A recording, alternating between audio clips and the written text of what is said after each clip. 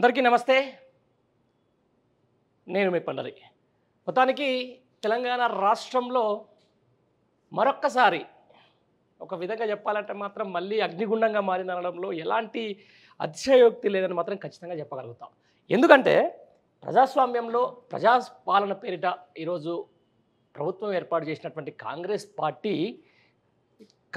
పార్టీకి చేస్తున్నటువంటి దాష్టికాలైతేనేంది, లేకపోతే కాంగ్రెస్ పార్టీ పోలీసులతో ఆడిస్తున్నటువంటి నాటకాలైతేనేంది చూసుకుంటే మాత్రం ఈరోజు యావత్ తెలంగాణ అంతా కూడా ఒక విధంగా చెప్పాలంటే కొంచెం మళ్ళీ ఒక శాంతి భద్రతలకు విఘాతం కలుగుతూ ఉంది. లేకపోతే ఎవరైతే నమ్మి ఈరోజు కాంగ్రెస్ ప్రభుత్వానికి అధికారం కట్టబెట్టినటువంటి నిరుద్యోగులకు సంబంధించి ఈరోజు వాళ్ళ ఉసురు తీసుకుంటున్నదన్నమాట మొత్తం కూడా సోషల్ మీడియాలో బాగా వైరల్ అవుతున్నటువంటి సందర్భం.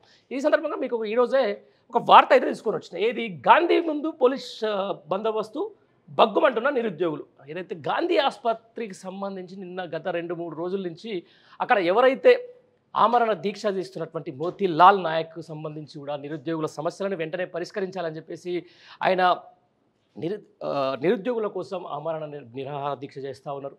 దానికి సంబంధించి కూడా నిన్న 2-3 రోజుల నుంచి సోషల్ మీడియాలో బాగా హల్చల్ అవుతూ ఉన్నది. దీనికి ఎవరైతే ఆయనని పరామర్శిస్తానికి వచ్చినటువంటి ఎమ్మెల్సీ బల్మూరు వెంకట్ని కూడా అక్కడ నిరుద్యోగులు తిరస్కరించిండ్రు, అక్కడి నుంచి ఎల్లగొట్టే ప్రయత్నం చేసిండ్రు. ఇవన్నీ కూడా జరుగుతున్న నేపథ్యాన్ని ఒకసారి మనం గమనిస్తే మాత్రం ఒక్క విధంగా ఈరోజు నిరుద్యోగుల వారి యొక్క ఓట్లతో ఈరోజు మెట్లెక్కినటువంటి కాంగ్రెస్ పార్టీ ఈరోజు వాళ్ళని ఉసురు మాత్రం ఘోరంగా తీస్తున్న దాంట్లో మాత్రం ఎలాంటి అతిశయోక్తి లేదు. దీనికి సంబంధించిన దాంట్లో కూడా మీకు కొన్ని విజువల్స్ చూపించే ప్రయత్నం అయితే చేస్తాను నేను. ఆ విజువల్స్ సంబంధించిన దాంట్లో చూస్తే కూడా ఎంత డిస్టర్బ్గా ఉన్నాయంటే మొత్తం ఈరోజు గాంధీ ఆసుపత్రి ఆవరణ అంతా కూడా ఈరోజు నిరుద్యోగుల ఏదైతే ఆర్తనాదాలతోటి నిరుద్యోగులు చేస్తున్నటువంటి నినాదాలతోటి దద్దరిల్లుతున్న పరిస్థితి. ఏదైతే నిరుద్యోగుల సమస్యలను పరిష్కరించాల్సిన ప్రభుత్వమేమో ఈరోజు ఏదో ఆర్డినెన్స్ల పేరిట రాజ్భవన్ చుట్టూ తిరుగుతూ ఉంది. అక్కడ కూడా నిరుద్యోగులు వెళ్ళిన ప్రయత్నం చేసిండ్రు. అక్కడ కూడా మళ్ళీ అదే పోలీసులు వాళ్ళ మీద దాష్టికానికి తెగబడిండ్రు. అక్కడ ఉన్నటువంటి నాయకులని కూడా అరెస్టులు చేస్తూ ఉన్నారు. ఈరోజు పోలీస్ స్టేషన్ల వైపు తిప్పుతూ ఉన్నారు. దీనికి సంబంధించి కూడా మీకు ఒక విషయం చూపిస్తా. ప్రస్తుతం గాంధీ ఆసుపత్రి వద్ద ఎలాంటి పరిస్థితులు ఒకసారి చూసుకుంటే మాత్రం ఇది గాంధీ హాస్పిటల్ దగ్గర ఉన్నటువంటి ప్రస్తుతం ఉన్న పరిస్థితి ఇదా. ప్రజాపాలన పేరిట వచ్చినటువంటి కాంగ్రెస్ నిరుద్యోగులని ఈ విధంగా ఉసురు తీసుకుంటారా? ఇదా పరిస్థితి. చూడండి అసలు ఎంత జనాలు, అక్కడ పోలీసులు, వైపు నిరుద్యోగులు ఎంత అడ్జేస్తున్నారంటే ఈరోజు ఇంత ధర్నాలు చేస్తున్నా, ఇంత అడ్జేస్తున్నా కూడా కనీసం చూడండి మీరు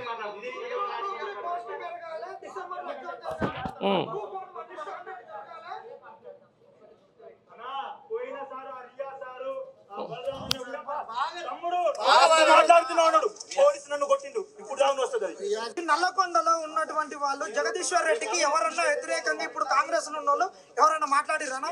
ఇదే వట్టజానా మీద కొట్లాడి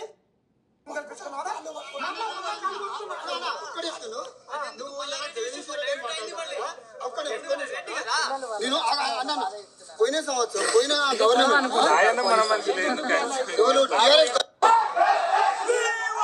ఇక్కడ నిన్న బల్మూరు బయటకు వచ్చిన సందర్భంలో ఆయనకు వ్యతిరేకంగా నినాదాలు ఎవరికి పేరిట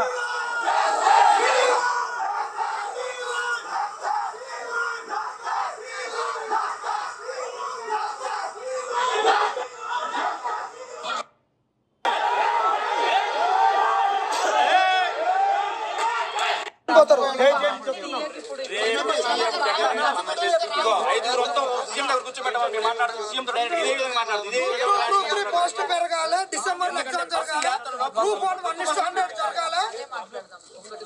అన్నా పోయిన సారు ఆ రియా సారు ఆ బలరామన్న కూడా తమ్ముడు మాట్లాడుతున్నా ఉన్నాడు, పోలీసు నన్ను కొట్టిండు. ఇప్పుడు ఇది పరిస్థితి చూశారు కదా. మొత్తానికి నిరుద్యోగుల ఆవేదన, నిరుద్యోగులు వాళ్ళు ఒక ఏదైతే తమ కోసం చేస్తున్నటువంటి ఒక ఆమరణ దీక్ష చేస్తున్నటువంటి ఒక వ్యక్తిని ఎవరైతే నిరుద్యోగులను వాడుకొని ఈరోజు పదవులు పొందినరో, ఎవరైతే నిరుద్యోగులను రెచ్చగొట్టి ఈరోజు గత ప్రభుత్వం అయితే అప్పటి నాయకులపై ఒక విషం జిల్లిరో, ఈరోజు మళ్ళీ వాళ్ళే ఈరోజు ఏది దెబ్బ వాళ్ళే కొట్టి ఆయింట్మెంట్ కూడా మేమే రాస్తాం అని చెప్పేసి చెప్తున్న సందర్భంలో వాళ్ళు వస్తున్న నేపథ్యాన్ని చూసుకుంటే నిరుద్యోగ సమాజం మొత్తం, లేకపోతే నిరుద్యోగులంతా కూడా బగ్గుమన్నారు. వాళ్ళ మీద గట్టిగా ఫైట్ చేసిండ్రు. మాట్లాడుతుంటే కూడా అంటే ఎవరైతే అంతకుముందు ఈ ప్రభుత్వాలకు సంబంధించి నామినేటెడ్ పదవులకు తీసుకొచ్చిండ్రు ఈ నిరుద్యోగులను వాడుకున్న వాళ్ళు, ఈరోజు ఇదే నిరుద్యోగులను రెచ్చగొట్టిన వాళ్ళు ఈరోజు ఎమ్మెల్సీ పదవులు తీసుకుని ఉన్నారు. ఇదే నిరుద్యోగులను రెచ్చగొట్టి ఈరోజు నామినేటెడ్ పదవుల కోసం ఆశపడుతూ ఉన్నారు. మరి ఎక్కడ పోయింది మేధావి సామాజిక వర్గం అంతా, మేధావి వర్గం అంతా ఎక్కడ పోయింది ఈరోజు?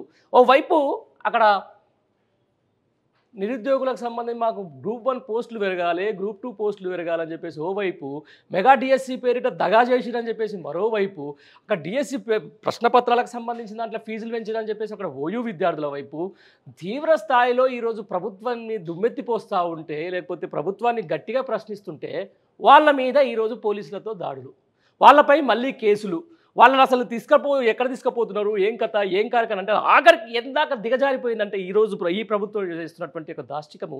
ఈరోజు గాంధీ ఆసుపత్రికి మీడియాను కూడా అలో చేయకుండా మొత్తం పోలీస్ కంచెలు ఏర్పాటు చేసేసి పోలీసు బందోబస్తు అంతా కూడా గాంధీ ఆసుపత్రి ముందరే కూర్చున్నారు. ఇది ఇటువైపు జరుగుతూ ఉంటే ఇక్కడ ఓవైపు గాంధీ ఆసుపత్రిలో నిరుద్యోగులు చేస్తున్నటువంటి ధర్నాలు అది కూడా ప్రభుత్వానికి చెవులెక్కదు. ఆ తర్వాత ఇక్కడ నిరుద్యోగులు వాళ్ళు మొత్తుకుంటుంటే కూడా వాళ్ళు కూడా చేతులు ఎక్కదు. కానీ ఏదో ఆర్డినెన్స్ల కోసం ఈరోజు ఇప్పుడున్న ముఖ్యమంత్రి రాజ్భవన్ దగ్గరికి వెళ్ళింది. అక్కడ కూడా కొంతమంది విద్యార్థి నాయకులు పోయి ధర్నా చేసే ప్రయత్నం చేశారు. ఆ చేస్తున్న క్రమంలో కూడా అంటే మీడియా డైవర్టేషన్ కోసమో, లేకపోతే అక్కడ ఒక ఇష్యూని కొంచెం డైల్యూట్ చేయడం కోసమో కాంగ్రెస్ నేతలు మళ్ళీ వాళ్ళ నాయకులను అక్కడ పిలిపించుకొని అక్కడ ఉన్న పోలీసు వాహనాలను కూడా ధ్వంసం చేస్తున్నటువంటి పరిస్థితి. ఏం జరుగుతుంది తెలంగాణ రాష్ట్రంలో? ఎందుకు ఇదంతా చూస్తూ ఉన్న తర్వాత నిజంగా ప్రజాపాలన అని చెప్పేసి వచ్చినటువంటి కాంగ్రెస్ పార్టీని నమ్మి ఇంత ఓట్లేస్తే గిదే చేస్తుందా? లేకపోతే ఒక కరెక్ట్ అయిన వ్యక్తులను ఈరోజు మనం ముఖ్యమంత్రి పీఠం పైన, లేకపోతే మంత్రుల పీఠం పైన కూర్చోబెట్టినామా? లేకపోతే ఇదే నిరుద్యోగులు అత్యంత ఎక్కువగా నమ్ముకున్నటువంటి వ్యక్తులను ఈరోజు ఎమ్మెల్యేలు గెలిపించడమా అనే ఒక అంతర్మదనం మాత్రం ఈరోజు ప్రతి ఒక్క తెలంగాణ నిరుద్యోగులు మాత్రం ఖచ్చితంగా ఉంది. ఎందుకంటే తెలంగాణకు సంబంధించి మొన్న జరిగిన అసెంబ్లీ ఎలక్షన్లో ఓన్లీ 2% ఓట్స్, 2% ఓట్ షేర్తో మాత్రమే ఈరోజు కాంగ్రెస్ ప్రభుత్వం అధికారాన్ని చేజిక్కించుకుంది. ఆ 2% ఖచ్చితంగా నిరుద్యోగులే. ఆ నిరుద్యోగుల యొక్క గోసని పట్టించుకోకుండా ఏదైతే ఉన్నటువంటి ఈ ప్రభుత్వ పెద్దలు కేవలం తన అధికార దాహం కోసం, లేకపోతే వేరే పార్టీలో ఎమ్మెల్యేలపై కండవ కప్పుకునేంత ఇచ్చినంత సమయం కోసం, లేకపోతే కమిషన్ల కోసం, లేకపోతే తెలంగాణ రాష్ట్రంకి సంబంధించి ఎక్కడెక్కడ ప్రభుత్వ భూములు ఉన్నాయి, లేకపోతే ఎక్కడెక్కడ డబ్బులు ఆదాయ మార్గం వచ్చేదని చెప్పి చూస్తూ ఉన్నారు. కానీ ఈరోజు ఈ నిరుద్యోగులను మాత్రం ఎవరు పట్టించుకోవట్లేదు. దీన్ని మాత్రం ఖచ్చితంగా యావత్ తెలంగాణ సమాజం గట్టిగా ఖండించాలి. ప్రతి ఒక్క నిరుద్యోగి ఈరోజు వాళ్ళ హక్కుల డిమాండ్ల కోసం అయితేనేది, లేకపోతే వాళ్ళ ఎవరైతే వాళ్ళకి రావాల్సిన ప్రయోజనాల కోసం అయితేనేది ఖచ్చితంగా కూడా ఫైట్ చేయాల్సిన సందర్భం వచ్చింది. ఆ ఫైట్ చేయాల్సింది ఎవరు మీన్నో ఇప్పటికే వాళ్ళకు ఒక క్లారిటీ అయితే వచ్చేసింది. వాళ్ళు మాట్లాడుతూ ఉన్నారు, మమ్మల్ని అడ్డం పెట్టుకొని ఈరోజు నువ్వు ఎమ్మెల్సీ గెలిచినావు, ఈరోజు అమరణ నిరాహార దీక్ష చేస్తున్నటువంటి వ్యక్తి కాడికి వచ్చి నువ్వు ఎలా పరామర్శిస్తావు? ముందు సమస్యల్ని పరిష్కరించాలి కదా. ఆ సమస్యల కోసమే కదా నిన్న ఈరోజు ఎమ్మెల్సీ స్థాయి దాకా తీసుకొచ్చింది బల్మూరు వెంకట్ అని చెప్పేసి కూడా ఈరోజు సోషల్ మీడియా ప్రశ్నిస్తూ ఉంది. దాంతోపాటు ఎవరైతే నిరుద్యోగులని వాడుకొని వాళ్ళ మీద ఇష్టానుసారంగా వాళ్ళని ఏమంటారు ఒక ట్రాన్స్లో పడేసి ఈరోజు ఎమ్మెల్సీ గెలిచినటువంటి తీన్మార్ మల్లన్న మాట్లాడాలి. ఇదే విషయంలో దాని గురించి ఎక్కువగా ఏదైతే నిరుద్యోగులకు అన్యాయం జరుగుతుందో అని చెప్పేసి ముర్రో మొత్తుకొని ఒక ఇడన్ ఏజెండాగా, లేకపోతే కొంతమంది ట్రాప్లో పడిపోయినటువంటి కోదండ రామ్ సార్ ముక్కోవాలి. ఎందుకు సపోర్ట్ చేయట్లేదు వీళ్ళంతా? ఎక్కడ పోయినరు వీళ్ళంతా? ఈరోజు నిరుద్యోగులు మళ్ళీ రోడ్డు పట్టాల్సిన పరిస్థితి వచ్చింది, మళ్ళీ ఇట్లా ఆందోళన బాధ పట్టాల్సి వస్తుంది, మళ్ళీ ఎందుకు ఆమరణ నిరాహార దీక్ష చేయాల్సి వస్తుంది అన్న సందర్భాన్ని ఒకసారి యావత్ తెలంగాణ సమాజం అయితే నేను గట్టిగా ఈ ప్రభుత్వాన్ని ప్రశ్నించాలి కూడా. ఇదే చూసుకుంటే ఒకసారి అంటే ఏం జరుగుతుంది ఇక్కడ, వీళ్ళు ఏం మాట్లాడుకుంటున్నారు, మాకు కావాల్సింది మాకు ఏంట్రో మొర్రో అనుకుంటే ఈ పరామర్శలు ఏంది, ఈ తీసుకుపోయి నిమరాశాలు లాపించడాలు ఏంది, లేకపోతే ఇక్కడ పోయి ఏంది నువ్వే గాయం చేస్తావు, మళ్ళీ నువ్వే దానికి ఆయింట్మెంట్ రాస్తానికి వస్తా అంటే తెలంగాణ సమాజం ఊకుంటుందా? తెలంగాణ నిరుద్యోగులు దాన్ని అది తీసుకుంటారా? ఎట్లా తీసుకుంటారు? ఎందుకు తీసుకుంటారు? చూడండి ఒకసారి. మరి అంటే ఏం జరుగుతుంది ఇక్కడ? వాళ్ళ పరిష్కరించాలి ఖచ్చితంగా. 2 లక్షల ఉద్యోగాలు అన్నది రాగానే ఏది ఇప్పటి వరకు గత ప్రభుత్వం ఇచ్చిన 30,000 ఉద్యోగాలే మాయి అని చెప్పుకున్న దాన్ని మంది కుట్టిన వాళ్ళకి మనకే పుట్టిన అని చెప్పుకున్నటువంటి ఈ ప్రభుత్వం ఈ 7 నెలల్లో చేసింది ఏంటి? నిరుద్యోగుల కోసం చేసింది ఏంటి? చేసిన ఉద్యోగాలు ఎన్ని ఇప్పటికీ టీఎస్పీఎస్సీ చేసిర్రు. దాంట్లో కూడా 1,00,000 ఒక విధంగా చెప్పాలంటే వ్యతిరేకత వస్తూ ఉంది. ఇప్పుడు ఒక ఉద్యోగాల జాబ్ క్యాలెండర్ అని చెప్పేసి డేట్లతో సహా చెప్పారు. ఇదే ప్రభుత్వం మేనిఫెస్టోలో పెట్టిర్రు. ఒక్క డేట్ మారిపోతూ ఉంది. వాళ్ళు చెప్పినటువంటి ఎప్పుడు ఒక డేట్స్ మారుతూ ఉన్నాయి, వాళ్ళు చెప్పినటువంటి మాటలు తూటలైపోతూ ఉన్నాయి. ఏం జరగట్లేదు ఈరోజు తెలంగాణ రాష్ట్రంలో. ఏం జరుగుతుందయ్యా అంటే మళ్ళా గత 10 ఏళ్ల కింద ఏదైతే తెలంగాణ ఉందో ఆ ఆందోళన బాట, మళ్ళా గత 10 ఏళ్ల కింద ఏదైతే ఉందో మళ్ళీ గదే శాంతి భద్రత విఘాతం, మళ్ళా 10 ఏళ్ల కింద ఏముందంటే గదే పోలీసు యంత్రాంగంతో వ్యవస్థ నడిపించడం. ఇదా ప్రభుత్వం, ఇదా ప్రజాపాలన, దీన్నేనా ప్రజాపాలన అంటారు. అంటే నిరుద్యోగులకు సంబంధించిన దాంట్లో వీళ్ళందరికీ ఇప్పుడు ప్రతి ఒక్కరు ఒక ఆవేదన, నిరుద్యోగుల ఆవేదనని ఎవరు ఇప్పుడు చెప్పుకోవాలి? వాళ్ళు ఫస్ట్ నిరుద్యోగుల ఆవేదన ఎవరు చెప్పాలి? వాళ్ళు ఇప్పుడు ఎవరైతే వాళ్ళని ఇదివరకు వాళ్ళని రెచ్చగొట్టినరో, వాళ్ళకు ఓట్లేసి అలా గెలిపించినరో వాళ్ళని అడగాలనా? లేకపోతే ప్రభుత్వానికి సంబంధించి కూడా సరే మాకు జాబులు వస్తాయి, ప్రభుత్వం మార్పిడి వల్ల మాకు మా బతుకులు వెలుగులు నింపుతాయని చెప్పేసి అనుకొని ప్రభుత్వాన్ని ప్రశ్నించాలనా?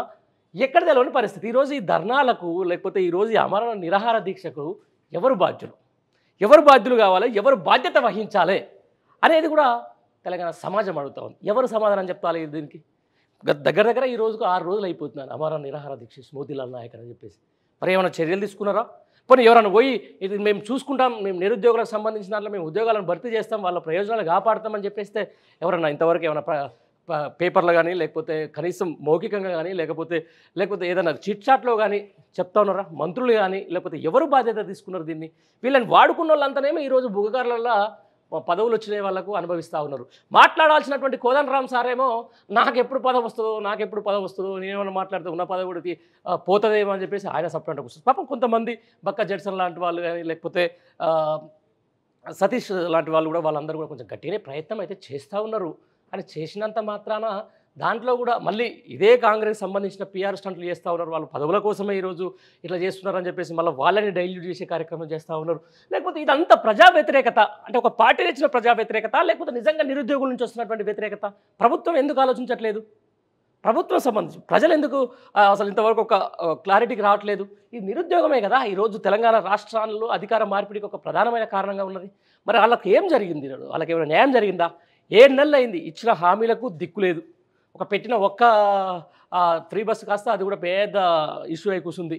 ఆ తర్వాత హైదరాబాద్ బ్రాండింగ్ సంబంధించిన దాంట్లో ఇబ్బంది అవుతూ ఉంది. ఆ తర్వాత తెలంగాణ రాష్ట్రంలో ఎవరికి పరిపాలన గాడి తప్పుతూ ఉంది. ఎక్కడిదక్కడ దాడులు చేస్తూ ఉన్నారు, ఎక్కడిదక్కడ పోలీసులు ఇష్టానుసారంగా వ్యవహరిస్తూ ఉన్నారు. ఇవన్నీ పక్కన పెట్టుకొని ఈరోజు ముఖ్యమంత్రి మాత్రం ఒక 15 సార్లు 20 సార్లు ఢిల్లీకి పోవాలి, మంత్రులు ఆయన ఎమ్మటి వెళ్ళిపోవాలి. దాని తర్వాత ఇక్కడ ఉన్నటువంటి ఎమ్మెల్యేలు స్థానిక సమస్యలని పక్కన పెట్టుకొని మాకేమైనా మంత్రి పదవి దొరుకుతుందేమో, లేకపోతే నా బొమ్మడికో లేకపోతే మా చుట్టాలకు ఎవరైనా నామినేటెడ్ పదవి దక్కించుకోవాలని చెప్పేసి ఈరోజు గాంధీభవన్ చుట్టూ ముఖ్యమంత్రి చుట్టూ తిరుగుతున్నటువంటి పరిస్థితి. ఈ పరిస్థితుల్లో సమస్యలని ఎవరు అడ్రస్ చేయాలి? నిరుద్యోగ సమస్యని ఎవరు పరిష్కరించాలి? నిరుద్యోగులకు మేమున్నాము అని చెప్పేసి ఎవరు భరోసా ఇవ్వాలి? ప్రభుత్వంలో ఎవరు మాట్లాడాలి? ఎవరు మాట్లాడటానికి ఏముందంటే కనీసం ఇంతవరకు ఒక ఎడ్యుకేషన్ మినిస్టర్ లేనటువంటి అత్యంత దరిద్రమైన వ్యవస్థలో, అత్యంత దరిద్రమైన రాష్ట్రంలో అత్యంత కీలకమైనటువంటి ఎడ్యుకేషన్ మినిస్టర్ కూడా నియమించలేనంత భావదరిద్రంలో ఈ తెలంగాణ రాష్ట్రం కొట్టుమిట్టాడుతూ ఉంది. ఒక వినతి పత్రం ఇవ్వాలంటే అసలు కనీసం దిక్కులేదు. సాక్షాత్తు గురుకుల పాఠశాల నిరుద్యోగుల సమస్య ఇట్లా ఉంటే గురుకుల పాఠశాలకు సంబంధించిన టీచర్లు వాళ్ళు ముఖ్యమంత్రి ఇంటి దగ్గర పోయి సంకలనాకి ఆడ కూర్చొని పాపం కింద ఏమంటారు దాన్ని మోకాల మీద కూర్చొని అయ్యా మీరు దండం పెడతామా, హక్కుల్ని అది చేయకండి, అయ్యా మాకు ప్రయోజనాలు మాకు ఇవ్వండి అని చెప్పేసి మొత్తుకున్నా కూడా కనీసం ఒక్క ప్రకటన కూడా చేయలేనటువంటి ముఖ్యమంత్రి ఈరోజు ఈ రాష్ట్రంలో ముఖ్యమంత్రి పీఠం పైన కూర్చున్నటువంటి సందర్భం. ఏం జరుగుతుంది తెలంగాణ రాష్ట్రంలో అనేది ఎవరు చెప్పాలి? ఇదే చెప్పాలి ఒకసారి. ఇదే చూస్తే మనకు అర్థమైపోతుంది. అంతకంటే మించి ఏం లేదు. జనాలు ఏమనుకుంటున్నారు అనేది పక్కన పెడితే ఈరోజు నిరుద్యోగ యువత ఏమనుకుంటున్నారంటే ఈ ప్రభుత్వానికి రెఫరెండంగా ఉంటుందని చెప్పేసి నేను క్లియర్గా చెప్తాను.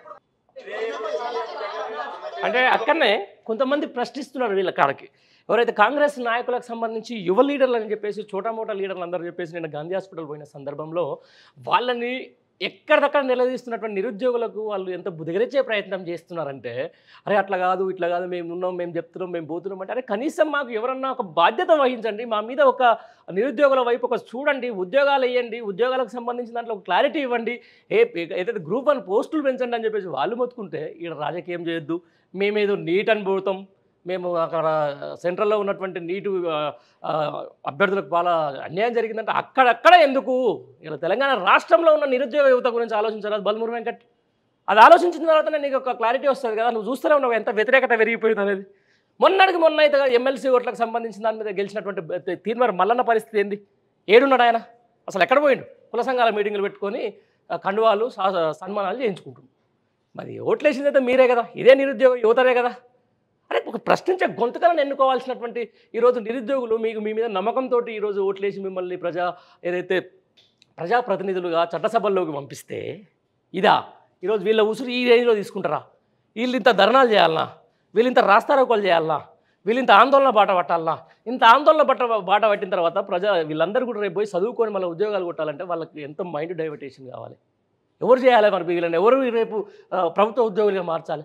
ఓవైపు ప్రభుత్వ ఉద్యోగులకు ఉన్న ఉద్యోగులకు దిక్కు దివాణం లేదు, నిరుద్యోగులకు దిక్కు దివాణం లేదు. మరి ఏం జరుగుతుంది తెలంగాణ రాష్ట్రంలో? ఖచ్చితంగా సమాధానం చెప్పి తీరాలి.